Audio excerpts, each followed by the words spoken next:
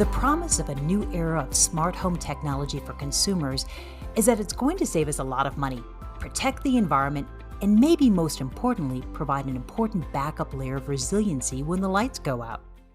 Welcome to Power Plays. I'm Teri Viswanath, your host and lead economist for Power, Energy, and Water at CoBank. And admittedly, I love home gadgets. Isn't that right, Alexa? Yes. I'm joined with my co-host and CoBank Managing Director, Tamra Reynolds. Hello, Tamra. Hey there. We wanted to have a thoughtful conversation about the smart home of the future and what this consumer technology might mean for co-ops. So in this program, we asked JT Thompson, Vice President of Enterprise Accounts for Generac Grid Services, and Nora Barr Hennings, Senior Director of Business Development with Sunrun, the largest residential solar installer in the U.S., to talk about their technology.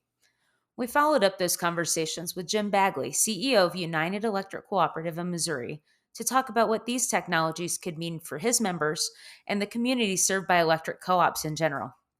Our first conversation begins with JT, and it occurred back in March on the floor of the NRECA Tech Advantage exhibit hall in Nashville. Our booth was actually situated kitty corner from Generac's display, and it was really impressive. I think that the company's done a terrific job with engaging our co-ops, but listen into that conversation with JT. I am joined with JT Thompson. So I want you to kind of explain to us a little bit about Generac, a little bit about your booth, and a little bit about Grid Services. Yeah, absolutely.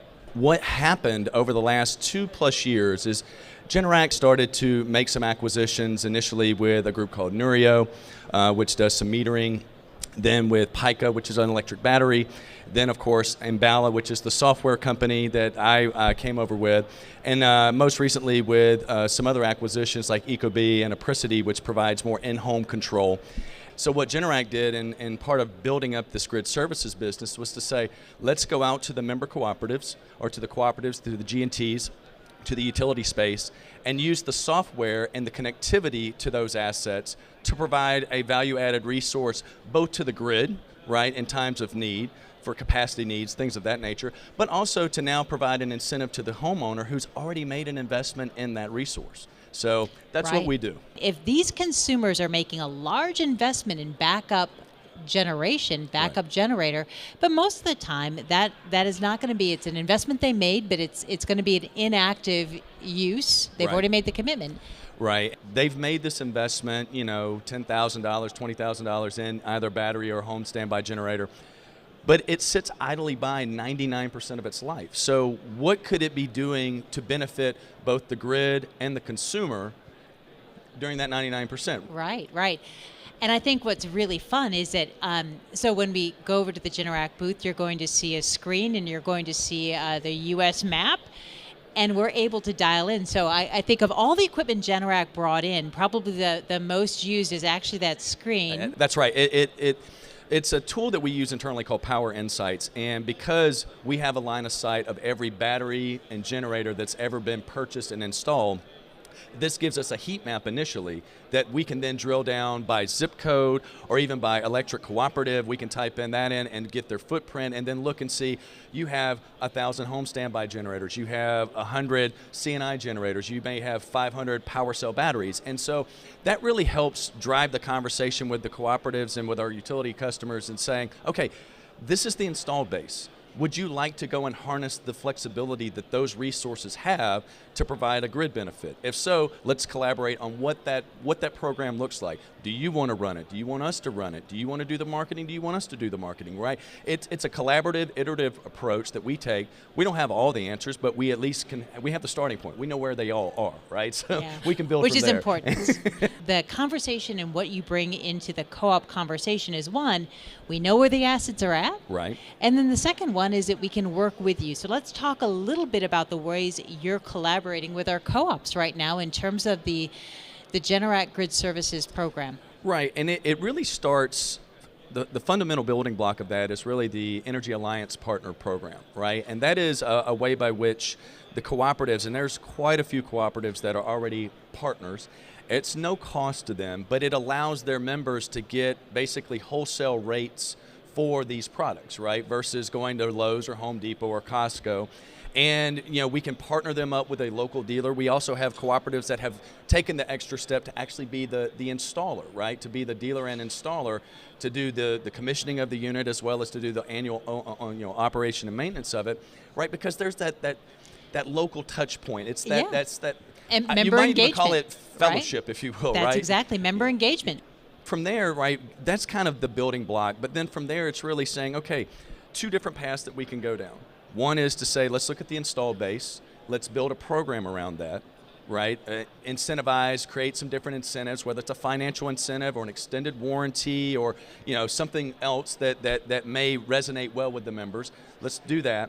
Do you want to incentivize further installs, right? So you may, outside of them getting a lower price than if they were to go to Costco or Home Depot or someone like that, there's also that, an incentive up front that we see a lot up in the Northeast around batteries, right, where they'll incentivize you to, a couple $1,000s to buy a battery and get it installed in your home type of thing. A bring your own battery program. Very popular. Yeah. And then from there, it's really just, okay, does it make sense for the message to be coming from the cooperative, or do you want us to direct market? Sometimes we'll get into conversations where if there's an individual feeder or substation within their footprint that is very problematic, is highly constrained, we can dial down and look at what resources are available that we could target market to those specific homeowners or owners and say, would you like to be a part of a program that would help your cooperative? Being able to figure out what flexibility, that added flexibility with Yes. having equipment already installed in the field, so you can actually pinpoint working with the planning group on where our problems are, and figuring out a solution. And I think I would be I'd be a fool if I didn't make the statement that yes, this is about Generac and being able to look and see our resources, right? Sure. But Yeah. especially when we're dealing with target areas on feeders. We're agnostic. The Grid Services group is agnostic to the brand that's on the outside. The equipment behind the meter. That's right. Yeah. It can be a thermostat. It can be a process load. It could be a Tesla battery versus a power cell. We really don't care because our view is that of the co-op or the utility. It's to say, look, you don't want to have to worry about what the brand name is. You just want to be able to harness the value that it can provide, control it, and get telemetry back on how that asset is performing in real time. That's what we do.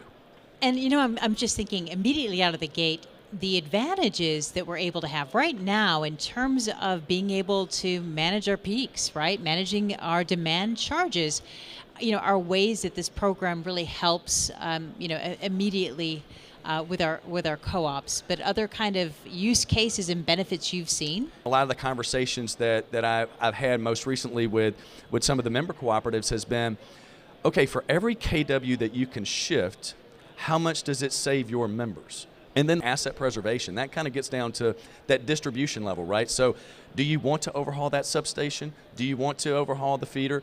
Or can you manage the assets downstream to prolong that investment that you're going to have to make eventually? You can push that out, 5, 10 plus years, right? Let me know where the future is in terms of where Generac is heading. A lot of acquisitions that I've seen, and so very dominant behind the meter. Now, kind of stepping out, working with our co-ops at the distribution level. But what's ahead for Generac? Well, I think a lot of the same, right? A lot of trying to grow the business and get more into the home, right? Like, again, with the recent acquisitions with Apricity, which is a load control switch for water heaters, pool pumps, et cetera, and ecobee, our most recent acquisition, right? It is getting further into the home and providing a homeowner other tools that they can use to actually balance their own home and then participate in programs that their cooperative or their utility might be offering that, again, incentivizes them. So really excited to have you in Nashville with us, having Generac move and work with our co-op. So appreciate Absolutely. the time with Thank us, you JT. so much for having me. I enjoyed it. Thank you. Teri, Generac is the preeminent supplier of generators with 75% market share in the U.S. But with recent acquisitions of ecobee and other companies, they are expanding their consumer technology offerings, as JT put it, providing homeowners with other tools that they can use to actually balance the electricity in their own home.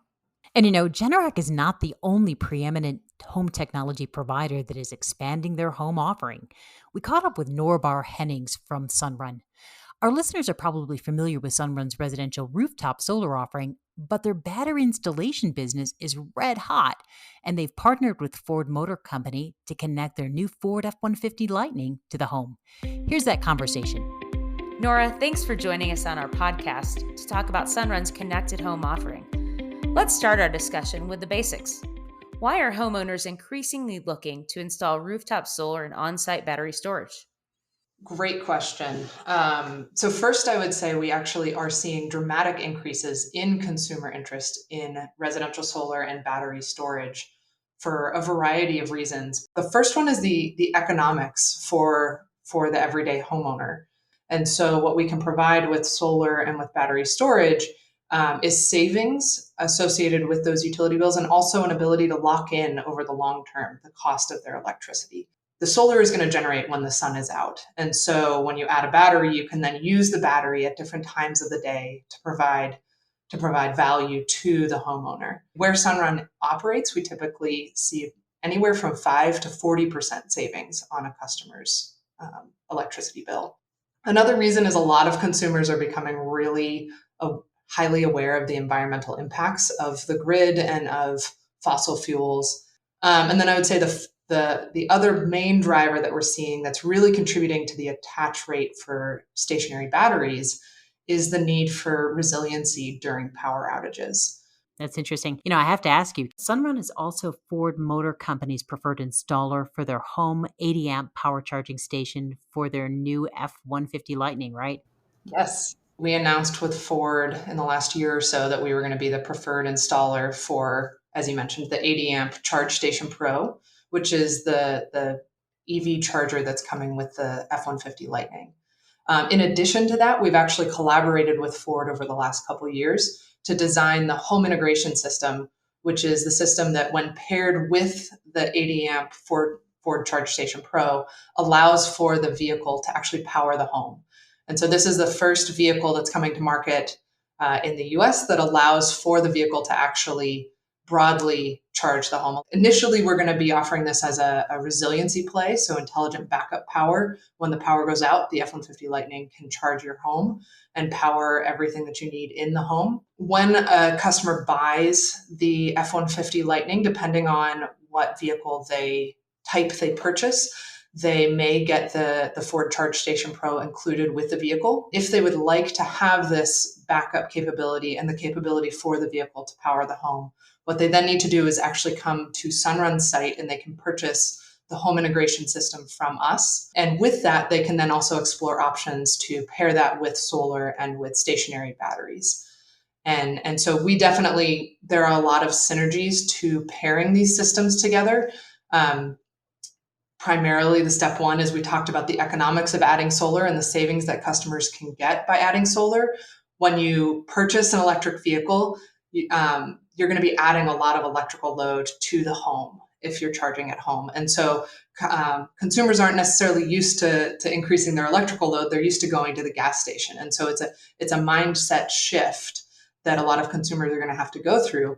But if they're able to then create savings on their electrical bill with solar, that savings can be even more valuable when they're adding to their home usage. The battery on the F-150 Lightning is one of the largest in the market, if not the largest. And so, depending on how much a consumer drives their vehicle, they could be adding significant usage to their home and to their local grid. I think it sounds like you're maybe looking ahead further and saying maybe that stationary storage in a home isn't the end game, it's the vehicle that's now going to be a potential stationary storage item, or I guess it's not stationary, but stationary on wheels option for consumers. I actually think that the stationary storage and the electric vehicle can be complementary. When we think about an outage, the vehicle can only provide power to the home when they're actually at home and plugged in. But you may need to actually leave the home to go run errands, get some groceries, do some stuff during an outage, in which case a stationary battery would still be on the home and able to provide that resource. Nor when we think about purchasing, distributed generation, that home solar panel. It's a complicated process. How can consumers make sure they understand the benefit of these offerings, the Sunrun offerings that are here, and really choose the right solution for their home? You talked a little bit about that, but I want you to expand on that. Yeah, no, it is. It is a very complicated decision when a consumer is looking at putting solar and batteries and electric vehicles on their homes. And so, to your point, as we add in electric vehicles and other smart technologies, smart thermostats, heat pump water heaters, things like that, we're actually doing a lot of work right now at Sunrun on how to simplify that process for consumers so that they understand not just specifically what they are getting with solar, but what their options are and how they can think about their home for the future and their broader energy engagement and electricity usage at the home now and in the future. But I think one of the key things that comes with that is as we are engaging with the customer through the sales process, through our marketing materials, things like that, we're very careful to be extremely clear about what they're actually getting. And so that's everything from the pricing to what the system will actually do, what the production looks like, things like that. And then also the contracting and the ongoing relationship with Sunrun. And we actually have an app as well that we offer to all of our customers to help them track what's going on with their solar, how their production's looking, how their battery's operating, what their billing is, things like that, to really make it a one-stop shop and easy for the customer to engage with their system and understand what they have. And so the customer education process really is, it's a life cycle. We've got everything from the marketing materials, making sure we're not over-promising there and that we're being very clear on what the opportunity is there. That's great. So from your perspective, how can utilities and maybe co-ops in particular, because that's our key market, really help support that customer education component and decision-making process so that they feel like they've done sort of their job as that trusted energy advisor? When they read information from the co-op or from their local utility, they know that it's true. And so providing customer education materials, I think, is a huge one, and providing opportunities for customers to get their questions answered are very valuable to customers. Co-ops can really help customers understand what the value is in their territory to adding solar and battery storage, so that then, they're not just getting generic answers about, oh, solar can generally give you savings, but rather, you should add a battery because we offer these programs, because we have, these capacity constraints or things like that your battery can help meet. Or our rate tariffs, you should be on this rate if you get solar because you're going to save the most money that way. And it's going to look something like this. And that type of information is so localized that we try to put it together for customers and really explain things as best we can. But it's something that the utility can really help provide in the long run for end customers. That's really helpful. Nora, you provided a really good overview on the product offering and ways that co-ops can work with their members with regard to these consumer technologies. So really want to thank you for your time today. No problem. There's a lot of exciting stuff happening right now between solar, battery storage, EVs, and other electrification efforts. So we're very excited to move this all forward and to be able to talk with you guys about it. Tamra, we heard from Nora that there are 3 big drivers that influence consumer adoption of rooftop solar and batteries. It's controlling their electricity spend, concern about the environment, and the need for greater resiliency. That's right. But when we think about resiliency, consumers often think about producing all the energy that they will likely consume, simply the notion of living off the grid. I wanted to level set that desire against what the technology actually offers up. I also wanted to understand how this technology would impact planning for co-ops. For that discussion, I thought Jim Bagley from United Electric would be a great guest. Here's what Jim had to say. So, to better understand how emerging consumer DER technologies might actually benefit our electric co-op communities, we asked United Electric Co-op's CEO Jim Bagley to join the discussion. Jim, welcome to Power Plays. Thank you for having me. Let's start our conversation with the specter of the utility death spiral. That's the electricity consumer and attempting to keeping bills low and perhaps wanting to lessen their impact on the environment, decides that they want to opt out of the utility provided energy. That consumer of the future has decided they're going to live off the grid by generating their own electricity. Is it reasonable? Is it really an us versus them when we think about membership? I think the term utility death spiral is actually misleading and not true. If you see the more of the electrification of America and the way the country's going, I think the demand is going to overrun supply unless we think these things out. It maybe involves, everyone coming to the table with their, with their best game. So it's not an us versus them. It's kind of all of the above, perhaps, in this world where demand is going to rapidly increase. And I agree so much with the all of the above. MISO and some other of the RTOs are predicting shortfalls this summer.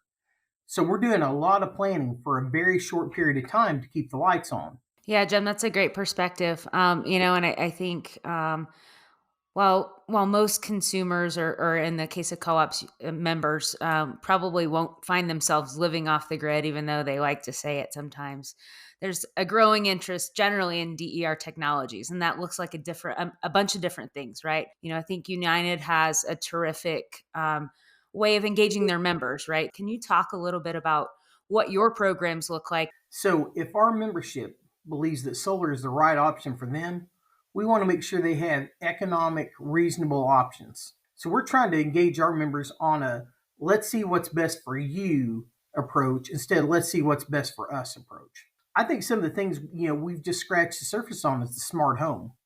Aside from DER, if we can get more efficient and be able to push usage to different time frames, it's better for everybody. Any solar installation right now without batteries, to me, is kind of a step back. It needs to be dispatchable.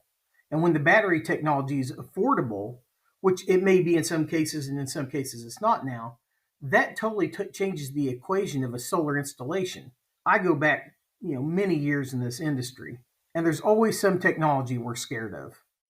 But I don't necessarily think this is the one we need to be scared of. I think we need to find the ways to integrate it in a truthful way. And quite frankly, I think you start there by getting your rates in line for what your costs are.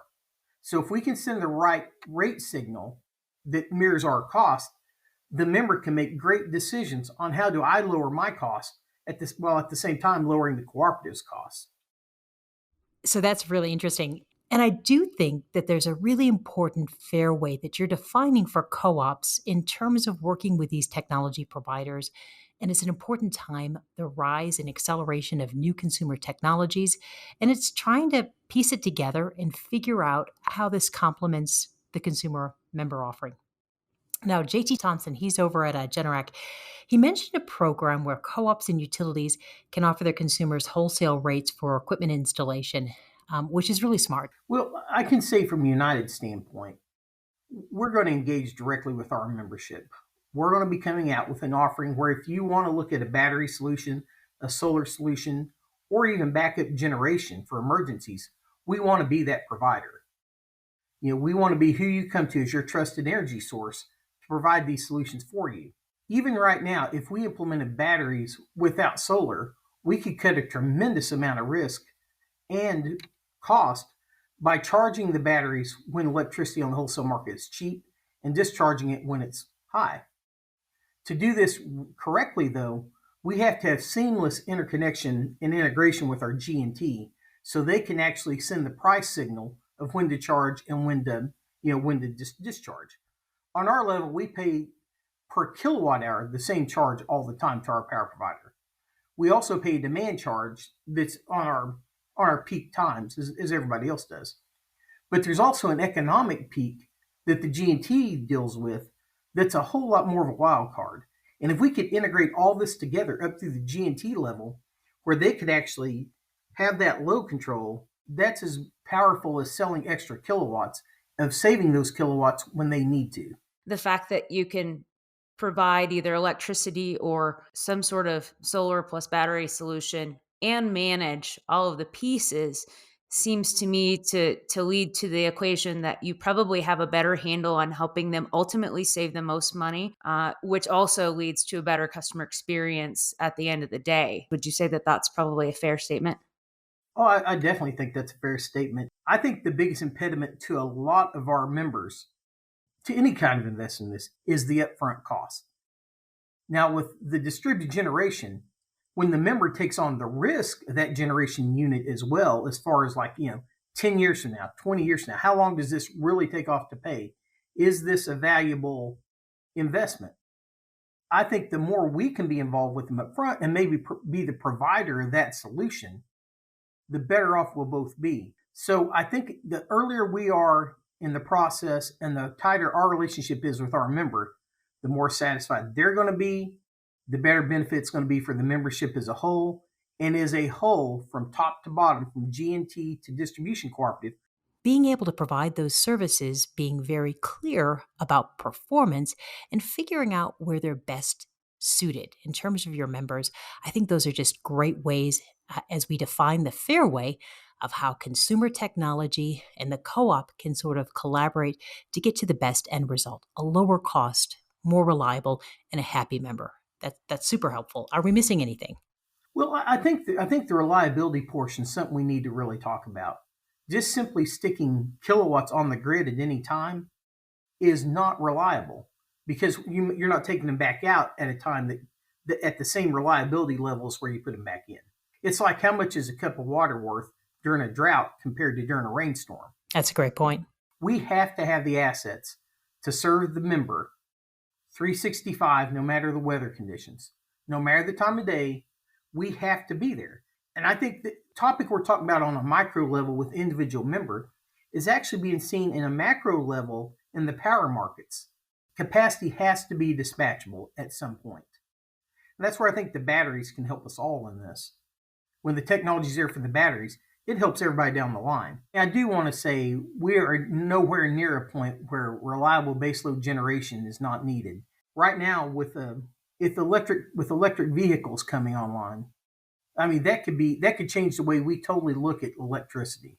That can make everything we've done to date look minor. And I think everything we're doing now, quite honestly, has to be thinking ahead to if the electric vehicle implementation goes like what they're saying it will be, we're going to have to be ready.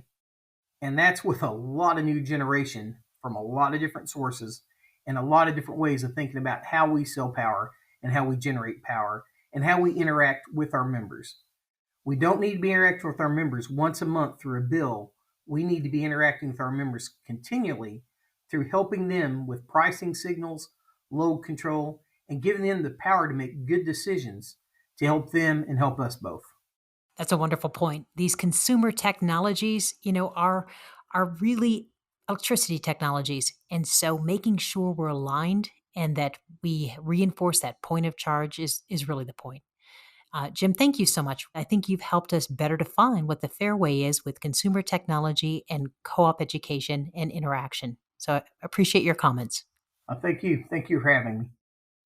Jim made this really important point. Just simply sticking kilowatts on the grid at any time is not reliable because you're not taking them back out at a time that has the same level of system reliability. So how much is a cup of water worth during a drought compared to during a rainstorm? That's the question we're going to get the answer to next month. Consumer electricity bills are becoming increasingly complex as the major cost of service components, that is, generation, transmission, and distribution, are replaced, reinforced, and possibly re-envisioned in light of these new consumer technologies. Tune in next month when we're going to talk about those issues and really go deep into the rate discussion. Bye for now.